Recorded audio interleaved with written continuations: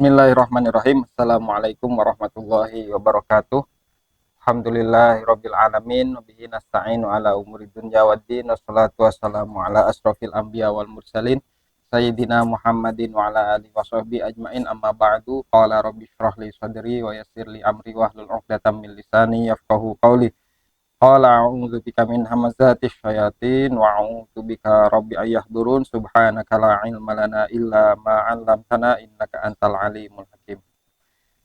Baik para pemirsa channel YouTube sekalian, bertemu lagi di channel saya Imam Maula Fikri, channel yang saya buat untuk memenuhi pembelajaran ya, bukan memenuhi sebenarnya, karena memang kalau kurikulum nasional kita untuk sekolah-sekolah umum seperti SMA atau SMK mungkin porsi pembelajaran agamanya tidak terlalu banyak, makanya saya bikin channel ini. Nah, di video kali ini saya akan membuat video tentang sejarah Nabi Muhammad ya. Kalau di madrasah atau di pesantren ini mungkin pelajarannya sejarah kebudayaan Islam ya, SKI biasanya. Yang sebelumnya saya buat sebagai short video ya, part per part ya, tapi sekarang saya akan lanjutkan dengan video panjang gitu. Jadi nanti di short videonya mungkin tidak akan ada lagi gitu ya, atau mungkin nanti dari potongan-potongan video yang sudah ada. Nah, buku yang saya gunakan untuk membuat video ini adalah bukunya Martin Lings ya, atau beliau adalah seorang ahli sejarah dari berkebangsaan Inggris kalau tidak salah, dan sudah mu'alaf ya, dengan nama Islamnya itu Abu Bakar Sirajuddin ya.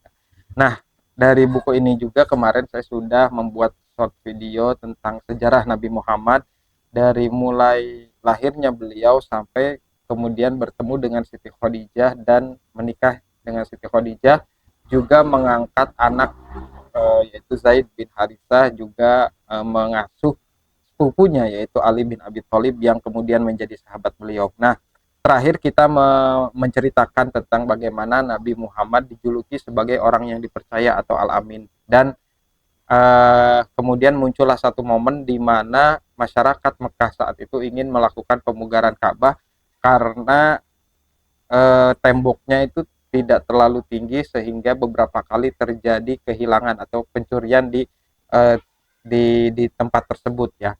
Namun pada saat ingin melakukan pemugaran, masyarakat Arab saat itu menemukan keraguan ya, karena setiap kali mereka ingin mendekati Ka'bah untuk melakukan pemugaran, selalu ada ular besar ya keluar dari tanah yang berjemur di bawah matahari di dekat Ka'bah, dan setiap ada yang mendekat mulutnya terbuka, hingga satu saat ada seekor burung elang yang datang mengambil ular tersebut, dan pada saat itulah diyakini bahwa Tuhan merestui pemugaran Ka'bah gitu ya. Nah, setelah elang ini mengambil si ular tadi, akhirnya masyarakat Mekah saat itu kemudian memulai pemugaran Ka'bah, yang di sini diceritakan bahwa orang yang pertama mengangkat batu dari atap salah satu dinding Ka'bah adalah Abu Wahab dari Bani Makhzum ya. Eh, Pada saat itu kemudian semua orang khawatir akan terjadi apa-apa gitu ya. Bagaimana nih kalau ini ada satu bangunan yang kemudian, satu bagian dari bangunan yang kemudian diambil, apakah akan terjadi bencana, apakah akan terjadi sesuatu yang tidak diinginkan karena Tuhan ternyata tidak merestui. Tapi ternyata eh, setelah satu hari, artinya keesokan harinya, tidak terjadi apa-apa, termasuk kepada Abu Wahab bin Makhzum yang pertama kali melakukan mengangkat batu ya, artinya memindahkan batu, memugar bangunan Ka'bah. Maka setelah itu semua masyarakat Mekah yang terlibat dari banyak suku melanjutkan pemugaran Ka'bah dengan tenang gitu, karena merasa oh ini sudah direstui oleh pemilik Ka'bah ini. Hingga pemindahan batu-batu itu hampir selesai, kemudian ditemukanlah dua batu berbentuk bulat berwarna kehijauan yang tidak bisa diangkat oleh siapapun. Lalu adalah beberapa orang gitu berinisiatif untuk mengangkat batu tersebut, mencongkel batu tersebut ya, mengungkit lah dengan alat gitu ya, dengan alat supaya batu itu terangkat. Tapi ternyata batu bulat itu tidak terangkat gitu ya, malah terjadi gempa di seluruh wilayah Mekah. Karena itu mereka merasa ketakutan untuk memindahkan batu tersebut ya. Di sini dijelaskan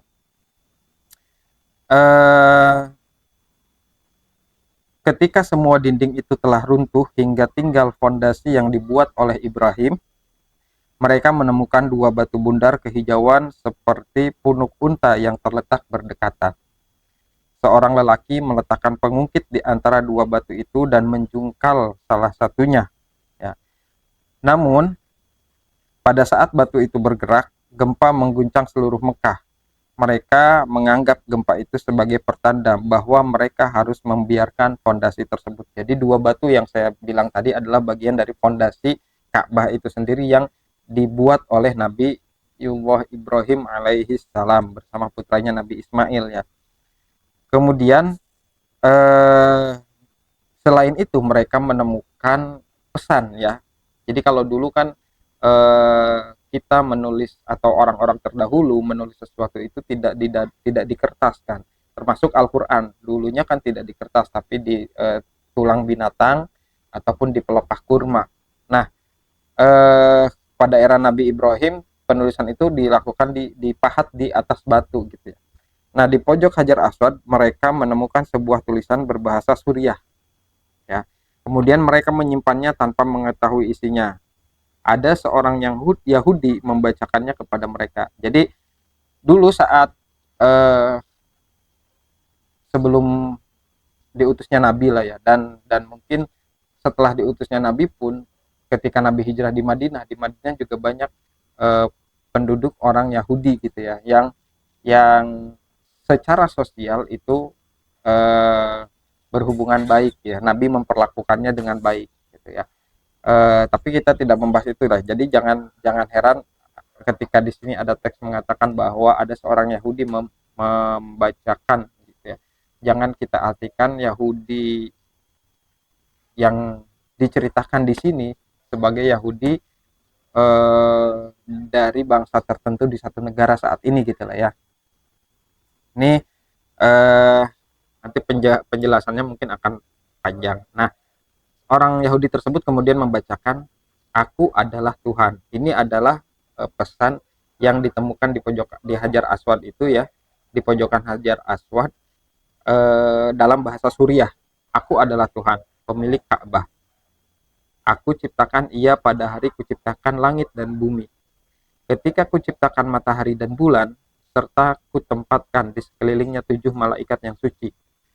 Ka'bah akan tetap berdiri selama 2 bukit di sekitarnya berdiri. Berkah bagi penduduknya dengan susu dan air." Kemudian selain itu juga ada tulisan lain yang ditemukan ya di dalam makom Ibrahim ya, tempat di mana Nabi Ibrahim pernah berdiri di situ. Dan saya sih tidak pernah ya ke Baitullah, tapi di sana katanya ada bekas telapak kaki Nabi Ibrahim. Makom Ibrahim adalah sebuah batu kecil di dekat pintu Ka'bah yang secara ajaib terdapat cetakan bekas telapak kaki Ibrahim, Nabi Ibrahim. Ini kata bukunya begitu ya. Dan di Makom Ibrahim itu terdapat sebuah tulisan, "Mekah adalah rumah Tuhan yang suci.